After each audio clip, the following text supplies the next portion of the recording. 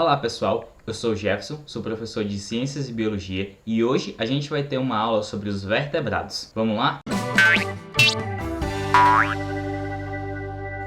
Na aula de hoje nós vamos falar sobre os vertebrados, mas como esse é um conteúdo um pouco extenso, eu dividi essa aula em duas. Nessa primeira aula a gente vai falar sobre peixes e anfíbios e na próxima aula a gente vai falar sobre répteis, aves e mamíferos. Beleza? Então fica atento e vamos iniciar a nossa aula.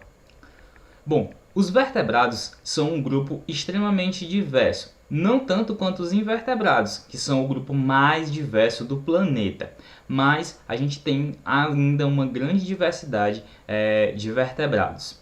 Como que a gente então classifica os vertebrados? Os vertebrados eles são uma parte de um filo, eles são um subfilo dentro dos cordados. Os cordados são aqueles organismos que possuem a notocorda, que é o cordão nervoso, que fica lá na coluna vertebral. No caso, os vertebrados vão ter como principal característica a presença da coluna vertebral e do crânio. Esse crânio e essa coluna vertebral servem para proteger o sistema nervoso. O crânio protege o cérebro e a coluna protege a medula espinhal. Os vertebrados, de modo geral, possuem uma característica que é controlar sua temperatura corporal, mas essa é uma característica que nem todos eles possuem. Nós dividimos então em 5 grandes grupos: os peixes, os anfíbios, os répteis, as aves e os mamíferos. Como eu falei, a gente vai abordar nessa aula primeiramente os peixes e os anfíbios. Bom, os peixes, eles são vertebrados exclusivamente aquáticos, eles vivem em um ambiente exclusivamente aquático. Você não vê um peixe de ambiente terrestre, Porque não existe, só existem peixes de ambientes aquáticos. Bom, os peixes, eles fazem parte de uma superclasse. Isso quer dizer que existe uma diversidade muito grande dentro desse grupo, certo? Vocês não estudaram ainda as classificações, as subdivisões daquelas categorias taxonômicas que a gente estudou lá no começo do ano. Mas não se preocupem porque isso não é importante e nem relevante nesse momento. Vocês só precisam saber que os peixes são uma superclasse chamada Piscis, certo? Esse grupo é o mais antigo. A gente supõe que esse tenha sido o primeiro grupo de vertebrados a surgir no planeta. E isso aconteceu cerca de 400 milhões de anos atrás. Esses são os vertebrados mais numerosos que a gente tem. Então, dentre os vertebrados, o que mais temos são os peixes. Esses animais eles estão adaptados à vida aquática e eles podem estar presentes na água doce e também na água salgada. Você encontra peixes nos rios, lagos e lagoas e também encontra peixes no mar. O corpo desses animais ele é revestido por escamas ou couro e além disso tem a presença de um muco que vai facilitar o nado desses animais. Ele vai permitir que esse animal consiga se locomover com mais facilidade, que a água ofereça menos resistência a esse animal na hora de nadar. Logo ele vai gastar menos energia. Dentro dos peixes a gente tem duas grandes classificações. Os osteites, ou peixes ósseos, são aqueles peixes comuns com que você encontra a tilápia, a tainha, a piranha, esses peixes mais comuns. E os condrictes são os peixes cartilaginosos, que são aqueles peixes que são peixes mais difíceis de você encontrar. Por exemplo, o tubarão, a arraia. Geralmente o tubarão e a arraia estão mais relacionados ao ambiente marinho, mas também existem arraias que habitam ambientes que não sejam de água salgada, exclusivamente marinhas, Os peixes têm uma característica muito importante. Para eles viverem dentro da água, eles precisam realizar suas atividades metabólicas nesse ambiente. Como seres vivos, eles precisam respirar, então eles respiram dentro da água. Mas como que eles fazem isso? Através de uma estrutura chamada brânquia. As brânquias dos peixes são estruturas que têm a capacidade de extrair o oxigênio que está dissolvido na água e jogar dentro do organismo dos peixes. Os peixes, por sua vez, não conseguem fazer a respiração fora da água, pois eles não conseguem absorver o oxigênio que está dissolvido no ar para mandar para dentro do seu corpo. No caso de outros vertebrados, como os mamíferos, por exemplo, a gente não consegue respirar embaixo d'água, mas a gente consegue respirar acima d'água, certo? Então isso são adaptações que os peixes têm para poder viver dentro da água. A forma como essa água passa pelas brânquias depende também muito da movimentação dos músculos desse peixe. O peixe, ao se mover, faz com que a água entre dentro das suas brânquias.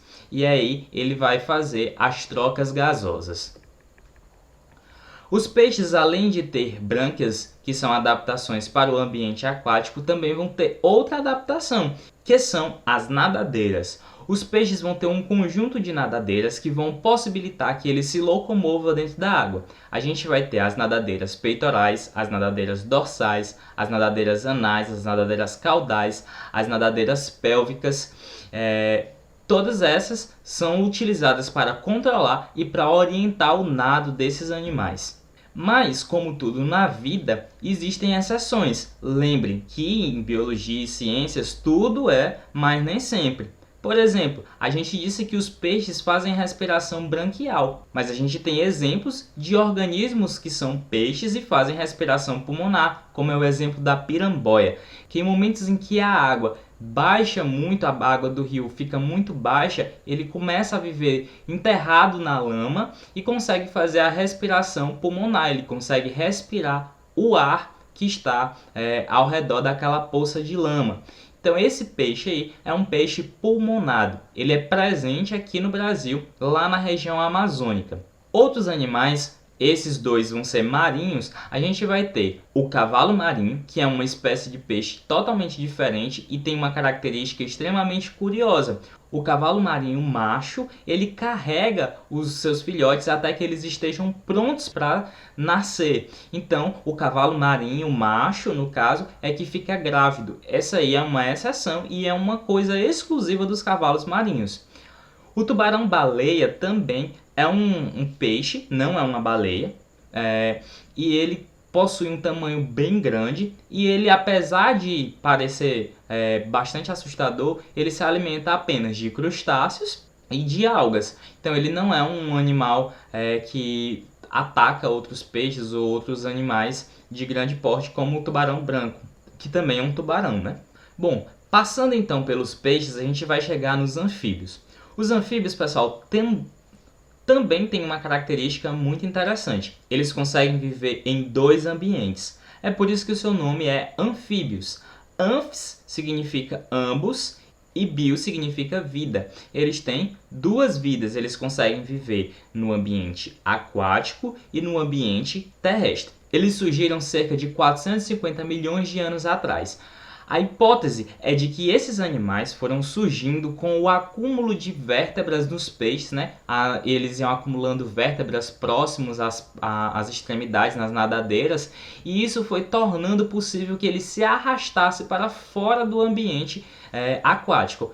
Mas, professor, por que eles iriam querer sair do ambiente aquático?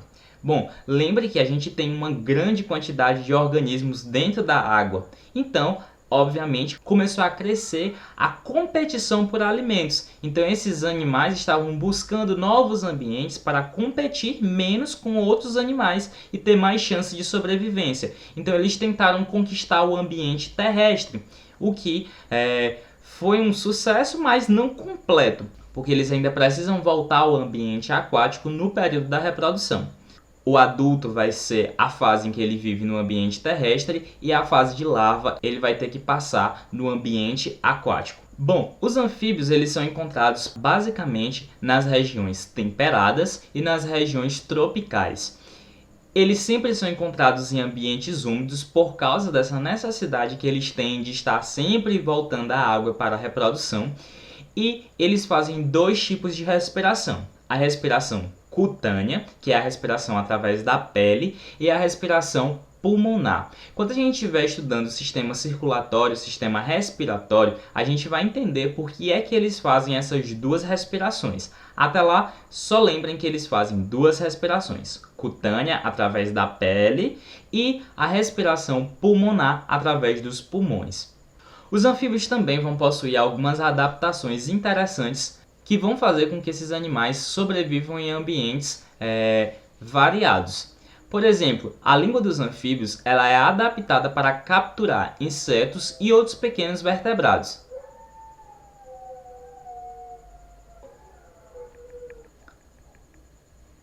Bom, voltando.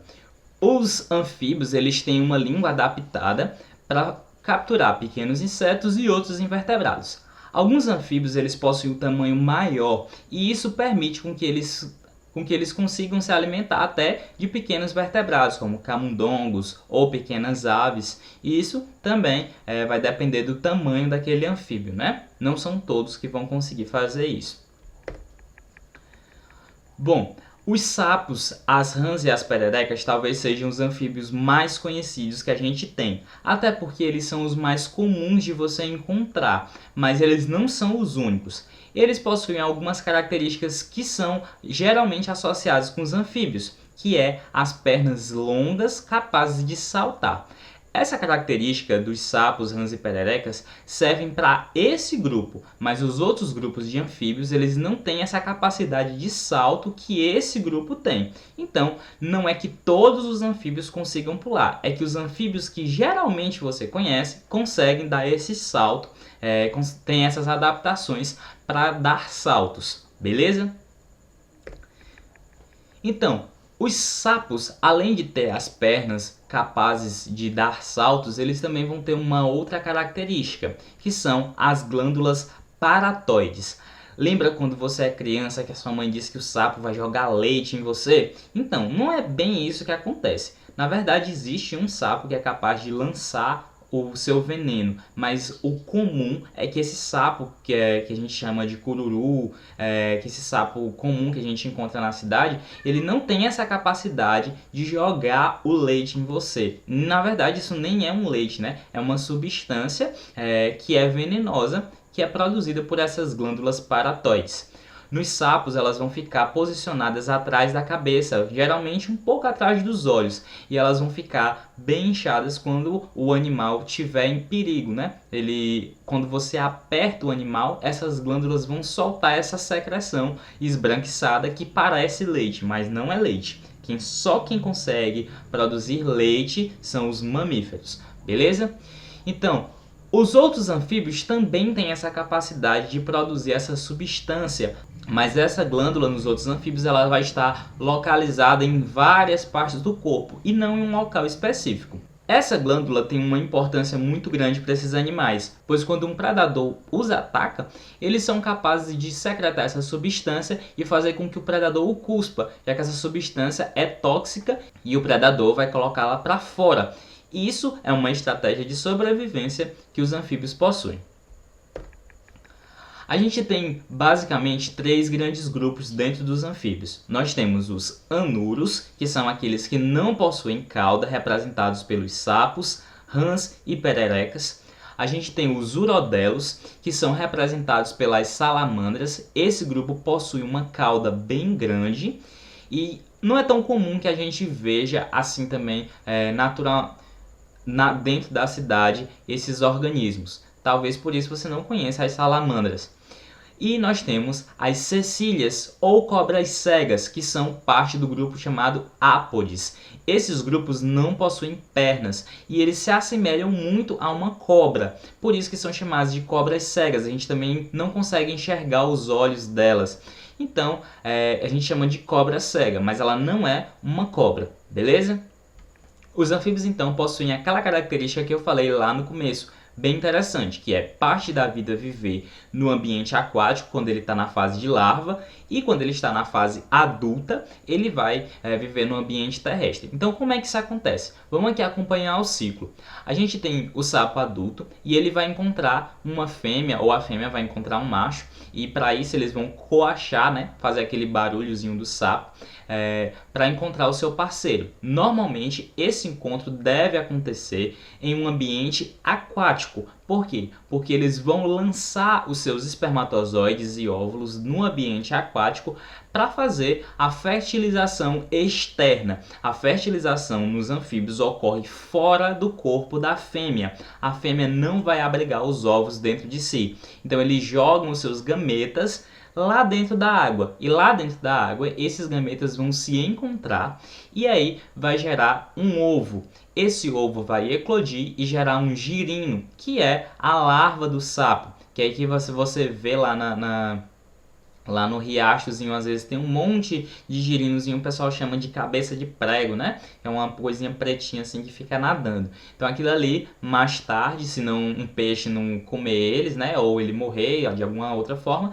ele vai se tornar um sapo e vai se desenvolver até se tornar um sapo adulto. Quando ele estiver adulto, ele vai sair do ambiente aquático e vai para o ambiente terrestre encontrar um novo parceiro para reiniciar esse ciclo.